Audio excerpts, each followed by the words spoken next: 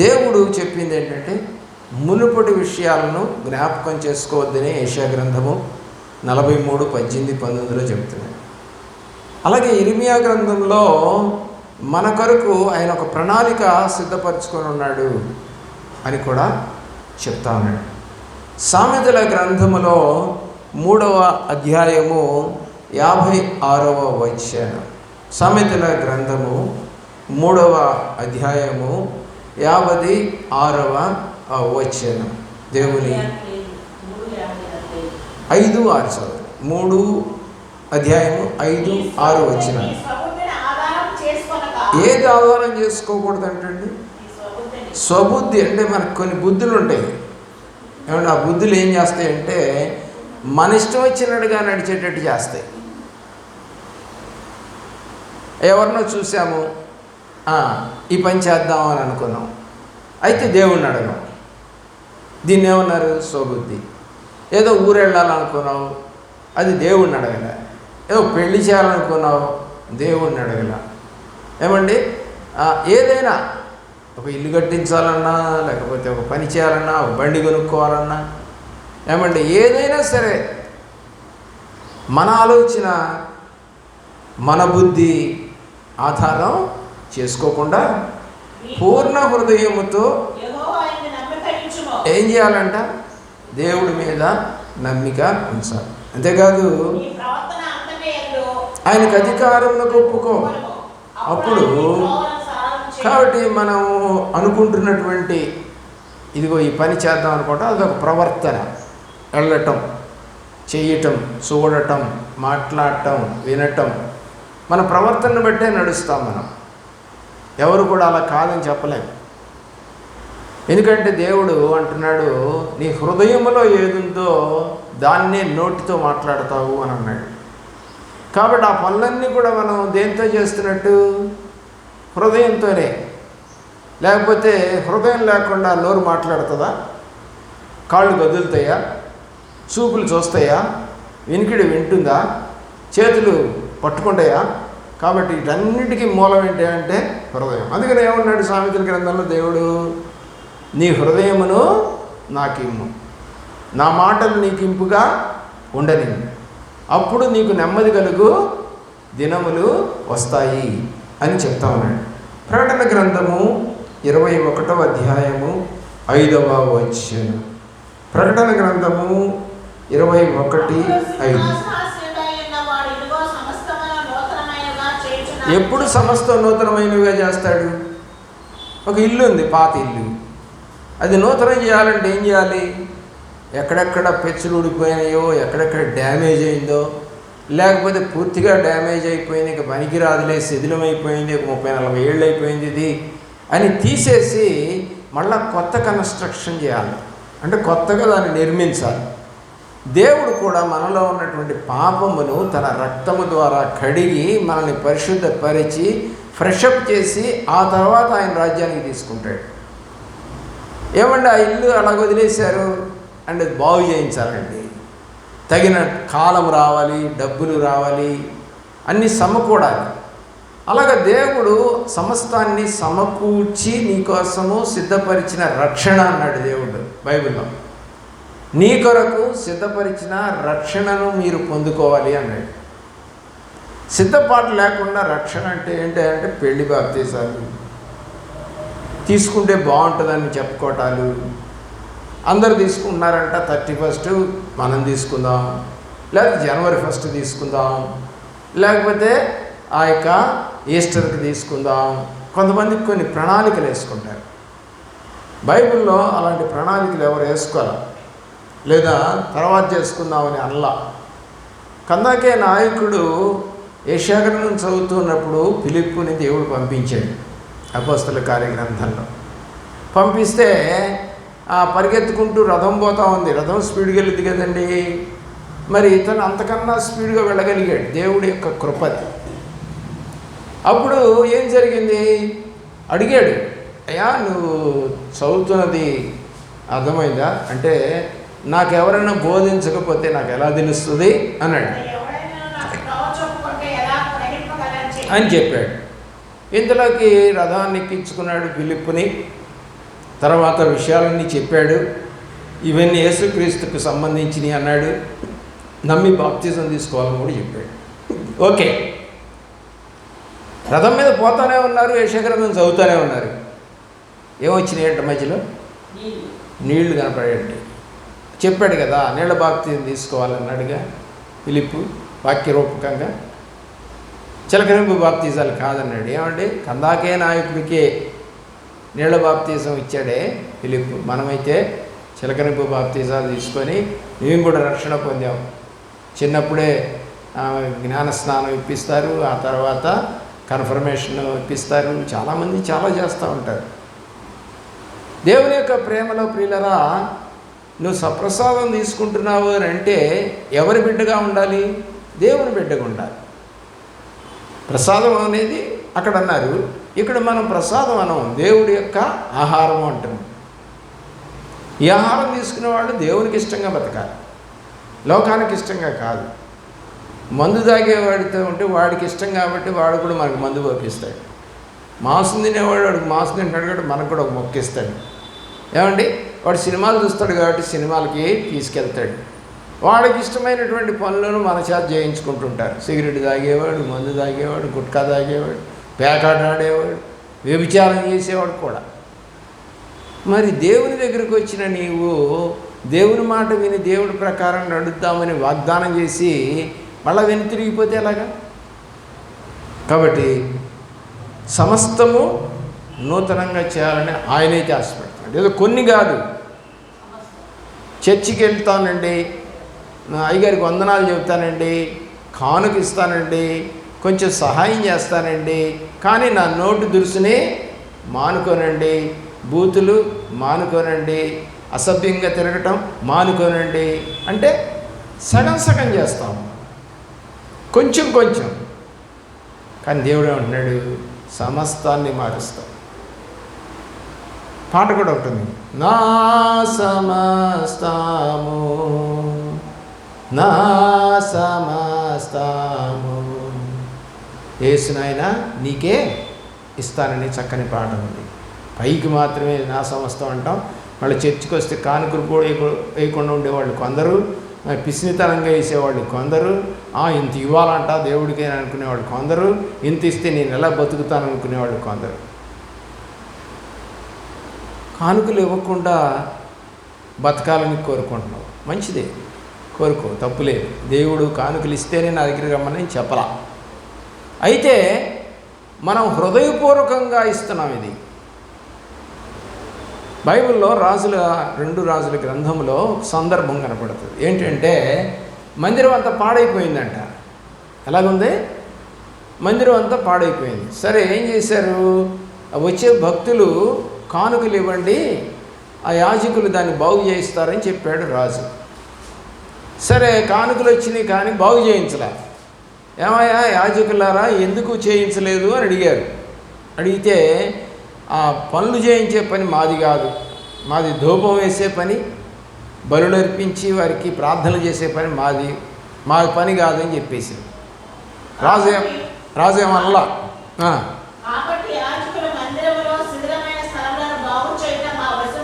మా పని కాదు అది. ఈ రోజున సేవకుడే అన్ని పనులు చేసుకోవాల్సి వస్తాం. అది ఎవరి పని? విశ్వాసుల పని. చాలామంది అంటారు నాకు ఇచ్చాడు బలం నేను చేసుకుంటాను. అది తప్పు.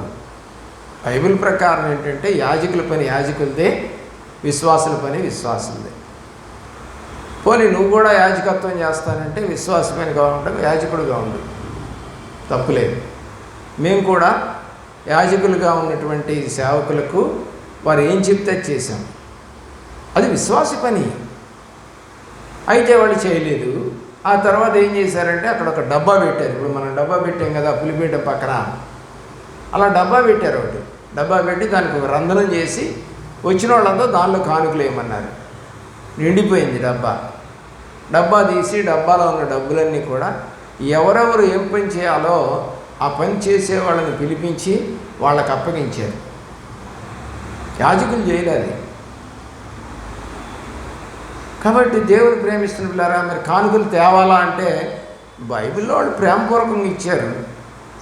మందిరం పని కోసం ఇచ్చేవాళ్ళు, మీటింగుల కోసం ఇచ్చేవాళ్ళు, ఏమండి అలాగే మందిరం కన్స్ట్రక్షన్ కోసం ఇచ్చేవాళ్ళు, మరి అలాగే సేవకుడు బతకడానికి ఇచ్చేవాళ్ళు, రకరకాలుగా ఉంటారు మనుషులు. ఒక ఆమె అయితే నాతో చెప్పింది, అయ్యగారు ఈ డబ్బు మీరు వాడుకోండి, సేవలో కాదు మీరే వాడుకోండి అని చెప్పించింది. ఒక తల్లి నాకు ఇచ్చింది, డబ్బులు ఇచ్చి, అయ్యగారు గుడ్డలు కొనుక్కోండి ఇది మీకే అంటే దేవుళ్ళ లెక్కలో రాయాల్సిన పని లేదు. అది అక్కడ రాశాడు, మీరు కనుక చదివితే పాప పరిహారార్థ బలి ఏమంటే అక్కడ చూడండి మీకు కనపడతాయి. అలాంటి బలులను ఇచ్చేటువంటి డబ్బు మాత్రం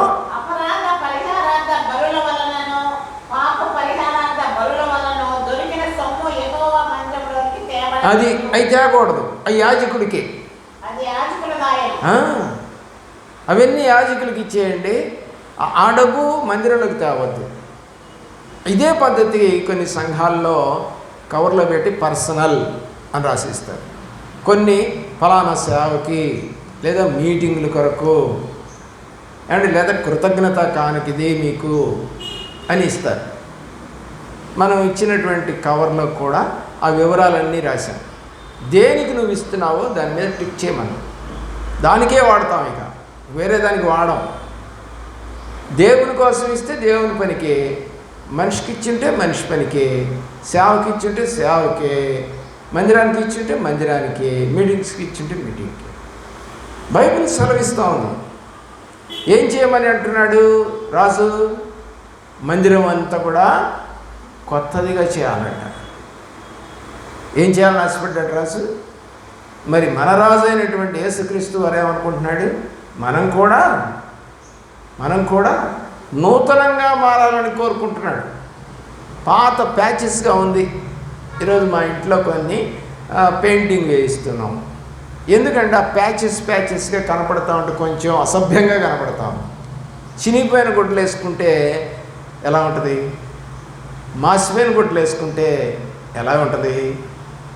అలాగే యేసు ప్రభు దగ్గరికి వచ్చిన తర్వాత పాత హృదయం తీసేసుకొని కొత్త హృదయంతో దేవుణ్ణి ఆరాధించడం నేర్చుకోవాలి. అది నేర్చుకోమని కూడా చెప్పాడు యోహాను రాసిన సువార్త 4:24. అమ్మా, ఇక కొండల మీద కాదు, ఇక్కడ కాదు, హృదయములో ఆత్మతో సత్యముతో ఆరాధించే దినములు వస్తున్నాయి, వచ్చే ఉన్నాయని కూడా రాశాడు. వచ్చేసి ఎప్పుడు 2000 సంవత్సరాల క్రితమే వచ్చినాయి. దేవుని ప్రేమిస్తున్నావా? నిజంగా ప్రేమిస్తున్నావా?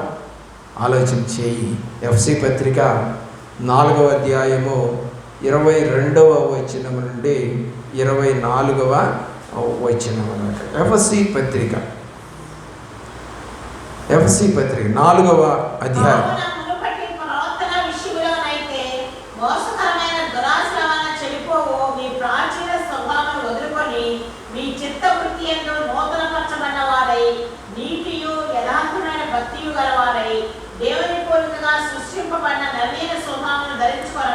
అక్కడ చక్కని మాట మీకు కనబడుతూ ఉంది. ఏంటంటే దేవుడు చెప్తుంది, మునుపటి ప్రవర్తన విషయములోనైతే, అంటే దేవుణ్ణి ఎరగక ముందు చేసిన పనులు, మోసకరమైన దురాశల వలన చెడిపోవు మీ ప్రాచీన స్వభావం వదులుకోవాలి. వాటి వల్ల ఏమైపోయింది? మన జీవితం పాడైపోయింది, కుటుంబం పాడైపోయింది, బ్రతుకు పాడైపోయింది, ఆలోచన పాడైపోయింది, చూపు పాడైపోయింది, వినికిడి పాడైపోయింది, కూర్చునే స్థలము పాడైపోయింది. అది మునుపటి ప్రవర్తన. ఏమంటున్నాడు? మునుపటి ప్రవర్తన విషయంలోనైతే మోసకరమైంది, దురాశల వల్ల చెడిపోయింది మీ ప్రాచీన స్వభావము. దాన్ని ఏం చేయాలంటే వదులుకొని మీ చిత్తవృత్తి యందు నూతన పరచబడిన వారై నీతియు యథార్థమైన భక్తియు గలవారై దేవుని పోలికగా సృష్టింపబడిన నవీన స్వభావాన్ని ధరించుకోవాలి. ఎలా? ఏ పోలిక? దేవుని పోలిక. సువార్త చేయాలి, సాక్ష్యము చెప్పాలి, నమ్మకంగా ఉండాలి, దేవుణ్ణి వెంబడించాలి, వెనుతిరిగిపోకూడదు, బలహీనపడిపోకూడదు. లోతులాగా మళ్ళా ప్రాచీన స్వభావం. లోతు భార్య ఏ స్వభావం? ప్రాచీన స్వభావం. వద్దన్న దాన్ని వెనక్కి తిరిగి చూడొద్దని దేవదూతలు చెప్తే మళ్ళీ దాన్నే చూడటానికి ఇష్టపడింది. అది ప్రాచీన స్వభావం. ఆదాముదే స్వభావం, ప్రాచీన స్వభావం. అవ్వది ప్రాచీన, బిలాముది ప్రాచీన స్వభావం. అననీయ సప్పిరాది, ఆకారది, దేవుని ప్రేమించాడు. వీళ్ళంతా కూడా ప్రాచీన స్వభావం. ఇస్కరియోతు యూదాది ప్రాచీన స్వభావం. సొలొమోనుది కూడా ప్రాచీన స్వభావం. భార్యను తిప్పేశారంటే అందుకని నేను దేవతలకు పూజ చేశానంటావా? ఏమంటే మా బంధువు వచ్చాడండి, బలవంతం చేశాడండి, కొత్త కారు కొనుక్కున్నాం రమ్మన్నాడండి, అది తీసుకెళ్ళి పూజ చేయించాడండి అంటావా? నువ్వు ఎందుకు వెళ్ళావు? నువ్వు బొట్టెందుకు పెట్టుకున్నావు? నువ్వు ఎందుకు దండం పెట్టావు? చివరికి ఏం చేశారండి వాళ్ళంటే కారుకు కూడా దండం పెట్టారంట. బైబిల్ ఎక్కడ లేదండి. ఇంటికి దండం పెట్టింది, గొర్రెకి, మేకకి, గేదెలకి దండాలు పెట్టింది లేదు బైబిల్లో. అవన్నీ మానవుడు కల్పించుకున్నాడు. ఎవరిని పూజించాలి బైబిల్ ప్రకారం? దేవుణ్ణి తప్ప దేనిని మనం పూజ చేయకూడదని నిర్గమాకాండం 20వ అధ్యాయము 2వ వచనంలో నేను తప్ప వేరొక దేవుడు. మరి దండం పెట్టావంటే ఒక పటానికి దండం పెట్టావు, లేకపోతే కుర్చీకో, కారుకో, ఇంటికో దండం పెట్టావు అని అంటే నువ్వు ఎవరిని ఎక్కువగా ప్రేమిస్తున్నావు? యూదులు ఎవరికి దండం పెట్టరు, దేవునికి తప్ప. అది మీకు ఎస్తేరు గ్రంథంలో కనపడుతుంది. మొర్దెకై అనేటువంటి వాడు హామాను అధికారిగా ఉన్నప్పుడు అతను వస్తూ పోతుంటే గవిని దగ్గర కూర్చున్నటువంటి మొర్దెకై లేచి నిలబడలేదు, ఆయనకి దండం కూడా పెట్టలేదు. ఏమయ్యా ఏంటంటే అతను యూదుడు, యూదులు ఎవరికి దండం పెట్టరు అని బైబిల్ చెప్తా ఉంది. కాబట్టి ఎందుకు అంత ధైర్యం అతనికంటే నా దేవుడికి తప్ప నేను ఎవరికి పెట్టను, ఆ దేవుడికి మాత్రమే పెడతా. అంత ధైర్యంగా నిలబడ్డాడు. చివరి అధ్యాయం కనుక మీరు చూస్తే చివరి వచనాల్లో అదే హామాను ఇల్లుని మొర్దెకైకి ఇచ్చారండి. ఒక అధికారి ఇల్లు, పిల్లలు, భార్య మొత్తం చచ్చిపోయారు, ఎవరు బతకల. అదే ఉరికొయ్య మీద, హామాను కట్టించిన ఉరికొయ్య మీదే చంపేశారు. పిల్లరా ఎందుకంటే నన్ను ప్రేమించు వారిని నేను ఘనపరుచెదను అన్నాడు దేవుడు. నన్ను ప్రేమించు వారిని. మరి కష్టాలు అనుభవించాడు మొర్దెకై కూడా. ఏమి తిండి గిండి లేకుండా రోడ్డు మీద కూర్చునేటువంటి వాడు. పినతల్లి కూతురైనటువంటి ఎస్తేర్ ఏమో రాజరికంలో ఉంది, ఇతనేమో గవిని దగ్గర కూర్చొని ఉండేవాడు, అడుక్కునేవాళ్ళ. కానీ ఇప్పుడు ఎక్కడ ఉందండి? అదే అధికారి ఇంట్లో. చదవండి చివరి అధ్యాయంలో చివరి మాటలు ఎస్తేరు గ్రంథంలో మీకు కనపడతాయి. మొర్దెకైకి హామాను ఇల్లు ఇచ్చారండి, అధికారిగా కూడా చేశారు.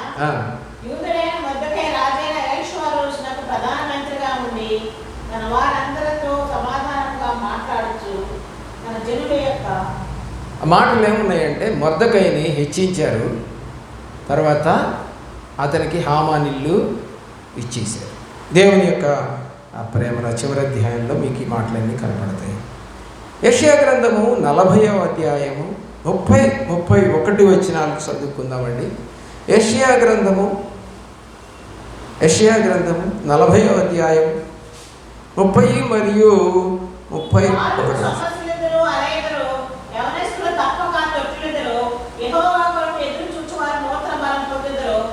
ఎవరికి చూస్తే నూతన బలం వస్తుంది?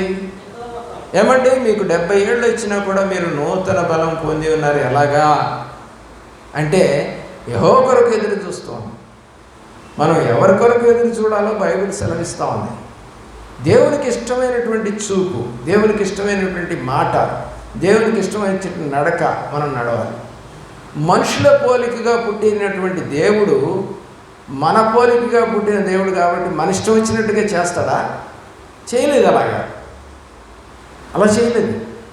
ఆయన తండ్రి వద్ద నుంచి వచ్చాడు కాబట్టి తండ్రి చెప్పిన మాటలే చెప్పాడు తప్ప లోకులు చెప్పినట్టుగా. ఏమండి 3 పర్యాయాలు సాతాను శోధించింది ప్రభువారిని. అయితే అప్పుడు ఏమైనా దేవుడు లొంగాడా? వాక్యం ద్వారా మాట్లాడాడా? వాక్యం ద్వారానే మాట్లాడాడు సాతానుతో. చివరిలో కూడా దేవుని యొక్క ప్రేమలో ఒకసారి ఆలోచన చేయి, దేవుడు నీతో కూడా మాట్లాడతాడు. నూతన ఆలోచన, నూతన హృదయము, నూతన తలంపులు ఇస్తాడు. పాతవి గతించాలి, మునుపున్న వాటిని జ్ఞాపకం చేసుకోవద్దు. ఒక నూతన సృష్టిగా నువ్వు మారి నూతనమైన సంవత్సరంలో నూతనమైనటువంటి మనిషిగా ఇతరులకు కనపడేటట్టుగా కొత్త వస్త్రాలు ధరించుకుంటే అందరూ అంటారు, ఏంటిది, ఏంటి పెళ్ళా, పండగ, ఇల్లు గృహప్రవేశమా ఏంటని అడుగుతాం. ఎందుకంటే ఆ డ్రెస్ యొక్క ఉద్దేశం అది. రోజు వేసుకోం కదా, ప్రత్యేకంగా వేసుకున్నాం. అలాగా నూతన వస్త్రం దేవుడిది కట్టుకోవాలి. ఇప్పుడు జనాలు అడగాలి, నిన్ను, అమ్మ ఏంటి డిఫరెంట్గా ఉన్నావు, ఇదివరకు కన్నా నువ్వు పూర్వం అట్లా ఉండేదానికి కాదు, ఉండేవాడికి కాదు అంటే, అవునండి నేను బాప్తిజం తీసుకున్నాను. ఆహా, అదే నీలో మార్పు కనపడతా ఉంది. ఒక నూతన నీలో కనపడాలని దేవుడు ఆశపడుతూ ఉన్నాడు. దేవుడు వైపు చూడండి, దేవుడి ప్రేమను కనుగొనండి. దేవుడు మిమ్మలను మీ కుటుంబములను దీవించి కాపాడును గాక. మోకరించండి, ప్రార్థన చేసుకోండి.